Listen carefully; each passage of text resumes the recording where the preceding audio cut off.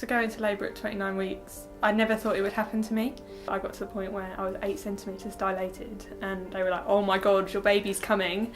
I was screaming my head off. I was in such a panic that I was like, no, you need to keep her in. She came and she came out screaming, which was obviously an amazing sign. We got a phone call at about 4 o'clock in the morning, the second morning. So she was about a day and a half old. And they said, you need to get to the hospital now. She's going to be put in an ambulance and taken to Ambrooks. Her lungs collapsed.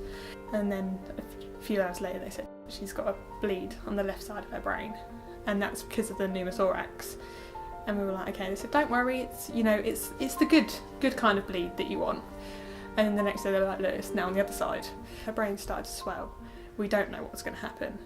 It's gone up to a grade 3 hemorrhage. She might have trouble talking, walking, anything. She could have a lot of learning difficulties. It could be nothing. Karen's Emily's angel because she saved her life.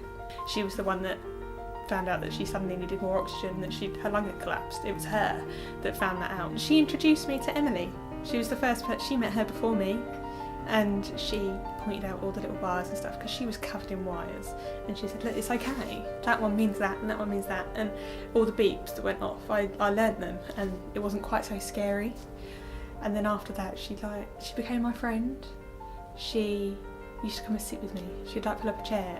Emily was the only one in like the intensive care area, so I just sat there on my own. I think when you haven't been through it before, you just feel like, oh my god. And she's been in there 4 or 5 days, and they said that, I know it's 9 o'clock at night, but we're going to transfer her, and it was the best feeling in the world. Ran down to my room and like packed up and went back to Bury, and after that she just got better and better and better. Karen then found me on Facebook and sent me a message saying that I'm so sorry I didn't get to see Emily. I'm so glad I didn't get to say goodbye, but I really hope everything's well with you. At the end of the day, I think, I'm not saying that the other nurses weren't brilliant, but she was the one that pointed out that my daughter needed saving, and she saved her life.